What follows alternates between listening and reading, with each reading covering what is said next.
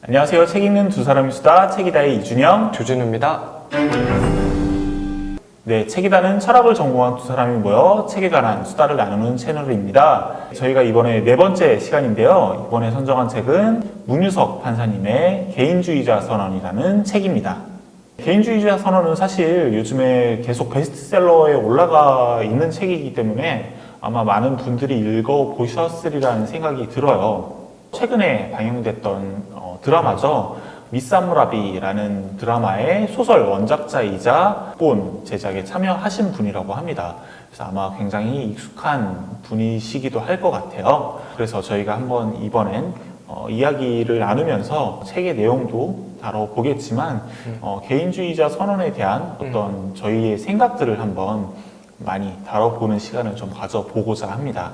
개인주의자 선언이다라고 하면은 아마 많은 분들이 좀 오해를 하시는 경우가 많은 것 같아요. 개인주의자, 야, 약간 이기주의 아니야?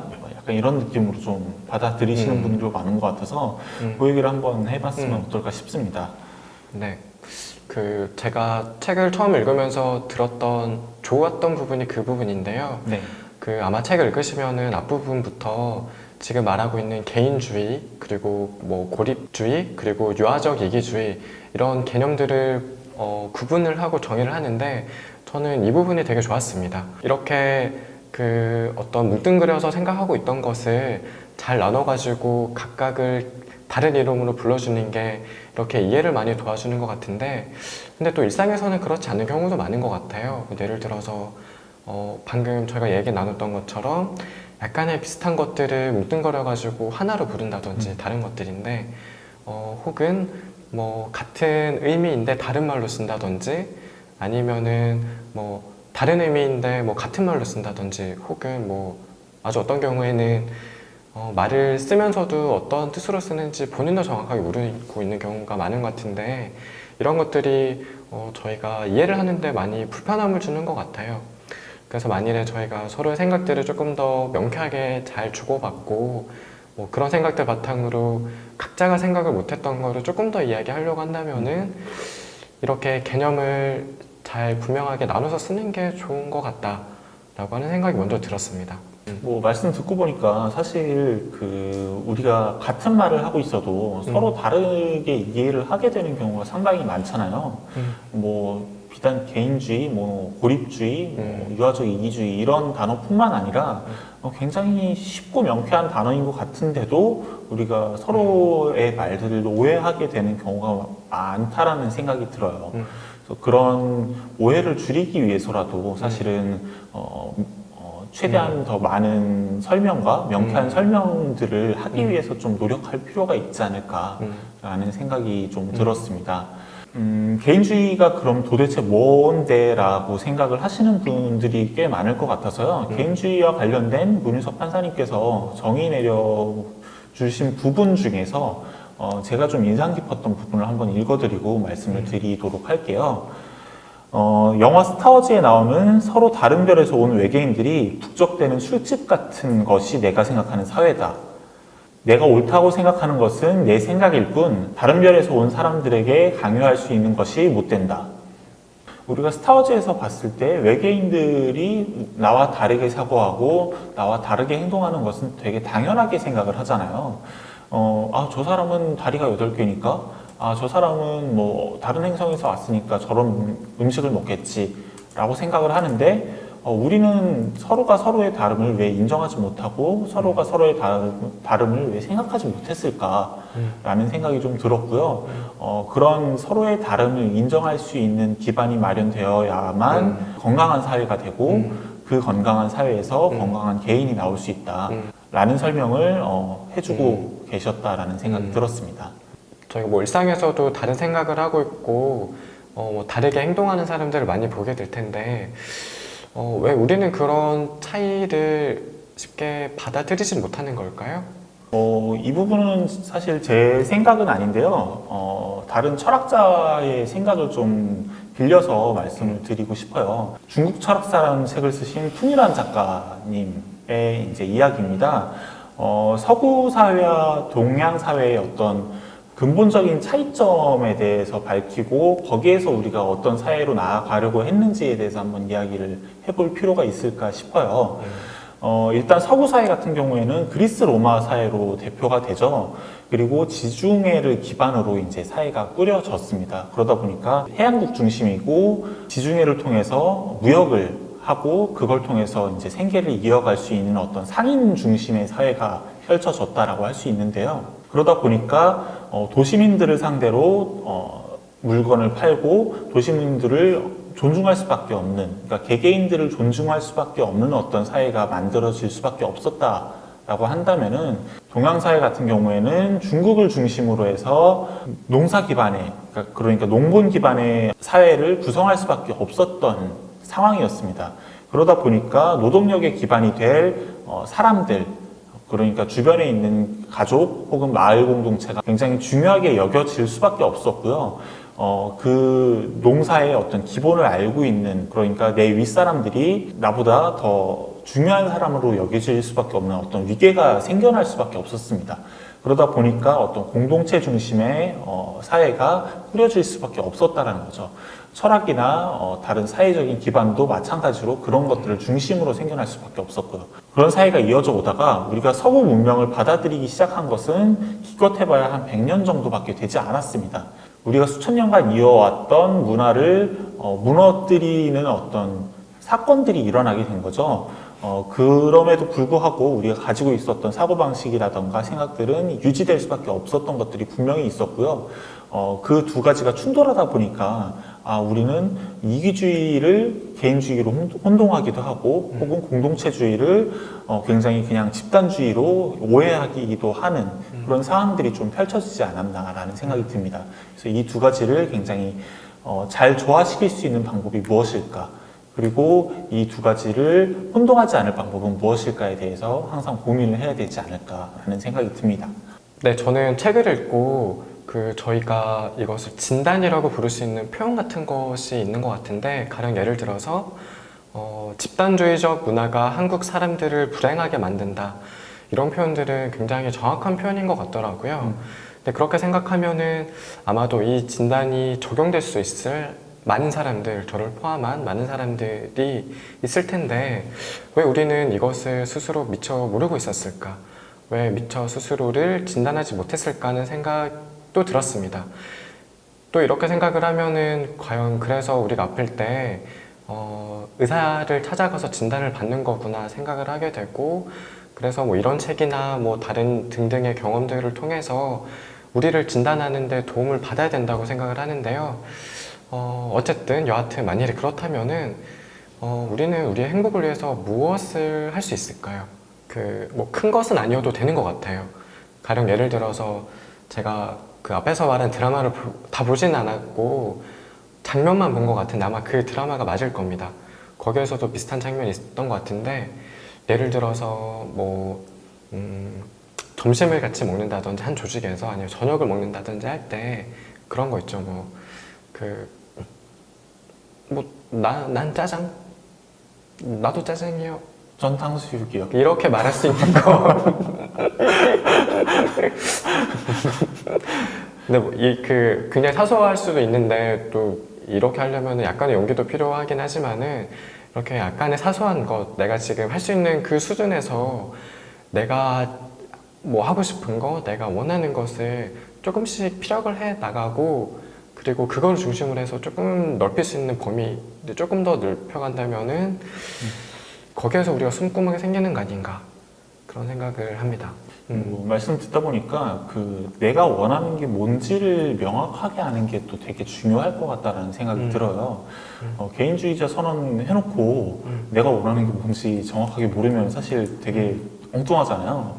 저 같은 경우에는 최근에 그런 일들을 좀 많이 스스로 겪었는데, 나는 나 스스로 굉장히 주체적인 사람이야.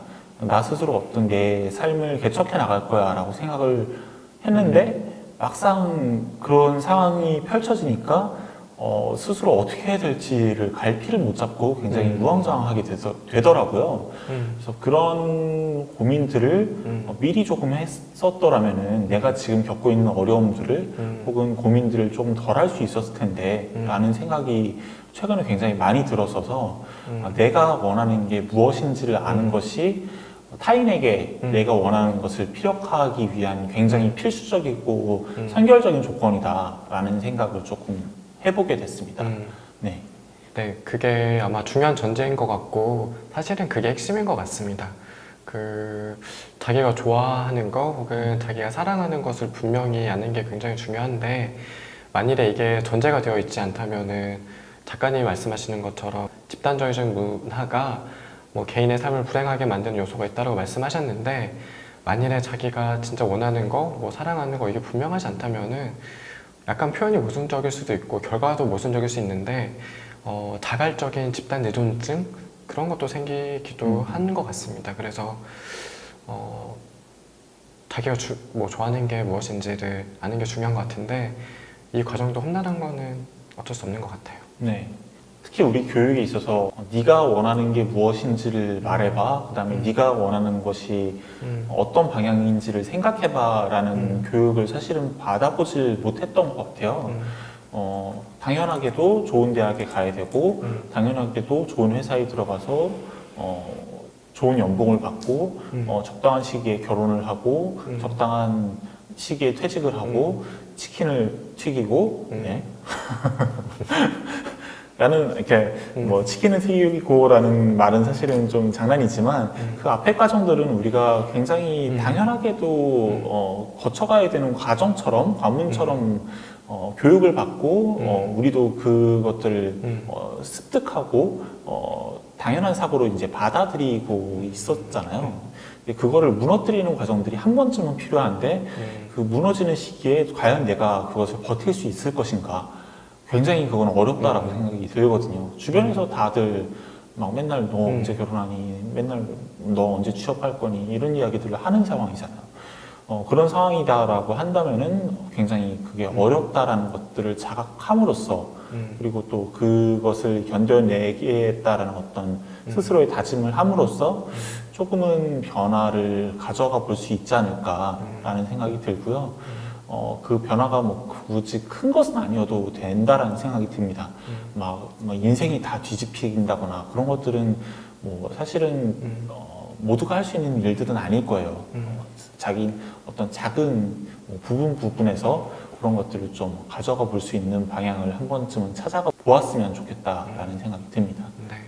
그 이야기를 들으니까 제가 떠오르는 게 있는데 뭐 이런 식의 어떤 자기 것을 찾아가는 과정, 그 어려운 과정을 한 번쯤 겪어야 된다고 하는 건 동의를 하고 제가 최근에 약간 좀 특별한 경험이라고 부를 수 있는 걸 한 적이 있는데 제가 최근에 스마트폰이 고장이 났어요. 그래서 좀 약간의 장시간 동안 스마트폰을 못 쓴 적이 있는데 혹시 준영 씨는 최근에 스마트폰을 장시간 동안 안 써보신 적 있으신가요? 저는 잠잘 때 빼고는 없었던 것 같아요.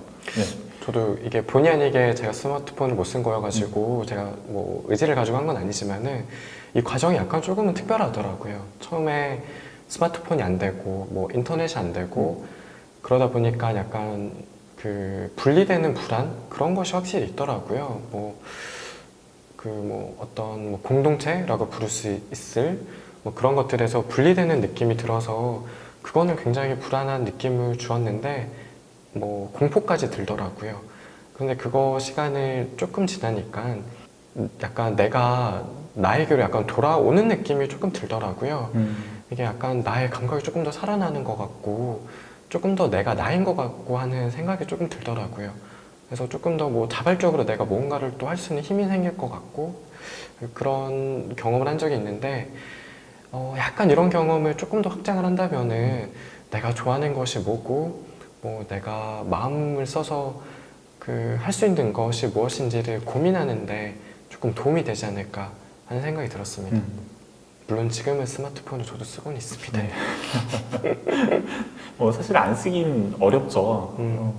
근데 제가 지난주에 당진에 다녀왔잖아요. 가서 이제 뭐 정말 아무것도 안 하고 뭐 책 읽거나 뭐 영상 뭐 그냥 찍거나 누워 있거나 그런 경험을 잠시 했는데 사실 저한테는 그런 경험도 굉장히 낯선 경험이었어요. 저는 대학에 들어온 뒤로 막 되게 막 바쁜 척하면서 살았었거든요.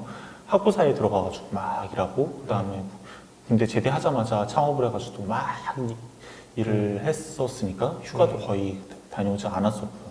그런 경험을 하면서 내가 나를 되돌아보고 나에게 집중할 수 있는 시간들이 조금 필요했구나라는 생각이 좀 많이 들었어요. 그래서 남에게 의존하지 않고 나 스스로가 어떤 사람인지에 대해서 한 번쯤 생각해보는 기회가 다들 조금 있었으면 좋겠다라는 생각이 네, 들었습니다. 네.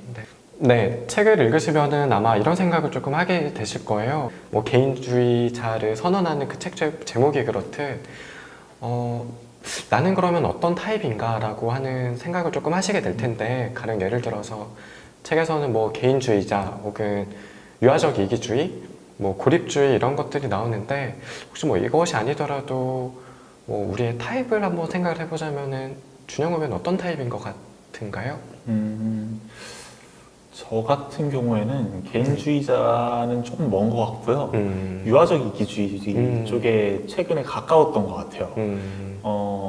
제가 최근에 이제 굉장히 어떤 삶의 많은 변화들을 겪었는데 거기에서 제가 엄청나게 불안감을 느끼고 누군가에게 기대려고 하고 또 누군가 잘 되는 걸 되게 배 아파했어요. 나 부러워 막 이런 생각들을 하게 되는데 생각해보면은 사실 저 사람 잘 되는 거랑 나 잘 되는 거는 완전 별개의 문제거든요.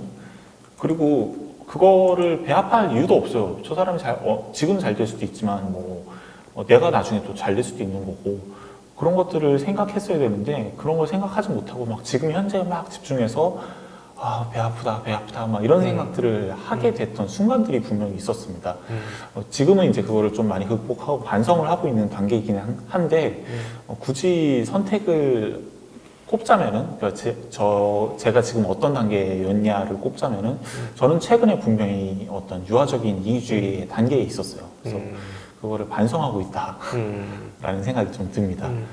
진우님은 그러면은 어떤 네. 단계신가요? 앞서 말한 뭐 개인주의, 뭐 유아적 이기주의 아니면 고립주의, 만일에 여기서 고른다면은 조금 어려운 것 같은 게, 아마 뭐 많은 분들 그러실 수 있는데 이런 것들이 조금씩 다 섞여 있는 것 같아요.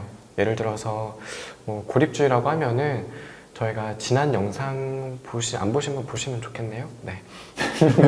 나생문 다뤘을 때 그때도 이야기를 나눴었는데, 그 나생문에 깔려있는 인간관하고 제가 가지고 있는 인간관하고 조금 겹치는 부분이 있습니다. 어떤 점이냐면은 모든 사람을 마음 깊게 신뢰를 한다는 것은 저에게 있어서는 조금 부자연스럽고, 그래서 기본적으로 어떤 거리를 가지는 게 저한테 자연스러운데, 그래서 다른 사람들이 보기에 이게 약간 자발적인 고립을 하는 것처럼도 보일 수 있을 것 같아요. 뭐 저 역시 약간 그런 게 없다고 말할 수는 없을 것 같고, 그래서 그런 점도 있는 것 같고, 유아적인 이기주의를 말씀해 주셨는데 사실은 이런 종류의 유아적인 이기주의는 다들 조금씩 가지고 있는 것 같아요. 뭐 저도 다른 사람을 질투를 하기도 하고 뭐 시기를 하기도 하고 뭐 열등감을 느끼기도 하는데 그래서 이것을 어떻게 다뤄야 하는지가 삶에 있어서 중요한 고민거리가 아닌가 합니다. 그래서 이게 뭐 사람에 따라서 처방이 다르듯이 각자의 필요한 지혜가 있을 텐데, 뭐 여러 고민, 뭐 여러 대화, 여러 행동 뭐 이런 걸 통해 가지고 각자에 맞는 어떤 처방전을 만드는 것이 중요하다고 생각을 하고, 그리고 개인주의에 있어서는 작가님도 말씀하셨듯이 저도 저만의 아주 사적인 공간에서 제가 하고 싶은 것들만 실컷 하고 싶다라고 하는 강한 열망이 있습니다. 예를 들어서 제가 최근에 그 목공을 배웠는데 그것을 연습할 수 있는 공간, 뭐 나무를 만지고 다듬을 수 있는 공간이 있으면 좋겠다는 생각이 강하게 있더라고요. 아무튼 그런 식의 개인주의자적인 생각은 분명히 있고, 그리고 조금 더 나아가가지고는 뭐 사랑을 나누는 관계에더라도 공유하지 않을 수 있는 아주 사적인 공간도 있었으면 좋겠습니다. 저는 이런 것들, 아주 모든 것을 다 공유하는 것이 사랑인가라고 하는 생각이 조금 의문이 들고 오히려 이런 것들이 있어서 뭐 누군가와 사랑을 할 수 있는 것이 아닌가라고 하는 생각까지 들더라고요. 네, 개인주의자 선언과 관련해서 이야기를 나눠봤는데요. 마지막으로 각자 한 줄 평을 남겨보고 이야기를 마무리하도록 하겠습니다. 우선 진우님은 어떤 한 줄 평을 남기고 싶으세요? 제가 이 책을 한 줄 평으로 요약하자면은 우리 모두 열심히 개인주의자가 됩시다. 하겠습니다. 굉장히 약간 그 초등학교 포스터 같은 느낌이네요. 저 같은 경우에는 같지만 다르다라고 얘기를 하고 싶어요. 개인주의와 공동체주의는 사실 같은 말이라는 생각을 아까 말씀을 드렸는데 건강한 개인이 있어야 건강한 사회가 있고 또 건강한 사회가 있어야 건강한 개인이 있으니까 그 둘의 균형을 잘 유지할 수 있도록 서로가 노력을 할 필요가 있다는 생각이 들었습니다. 네, 저희는 개인주의자 선언과 관련된 이야기는 여기서 마무리를 하도록 하고요. 다음번 책은 저희 구독자분 중에서 한 분께서 한번 신청을 해주신 책이 있어서 그 책을 한번 다뤄볼까 해요. 네. 로맨가리의 자기 앞에 생이라는 책입니다. 혹시 읽어보셨나요? 이제 읽어볼까 합니다. 네. 저는 군대 있을 때 그 제 후임이 어떤 친구가 그 책을 갖고 와서 한번 읽어봤었는데 상당히 재밌는 책이기도 하고 이야기 나눌 거리가 많은 책이기도 해서 한번 다뤄봤으면 좋겠다라는 생각이 들어요. 그래서 다음번에는 저희가 그 책 들고 와서 같이 이야기 나눠보도록 하겠습니다. 네, 책이단은 여기서 마무리하도록 하고요. 저희는 다음번에 더 재밌는 책 이야기로 다가오도록 하겠습니다. 감사합니다. 감사합니다. 안녕. 안녕.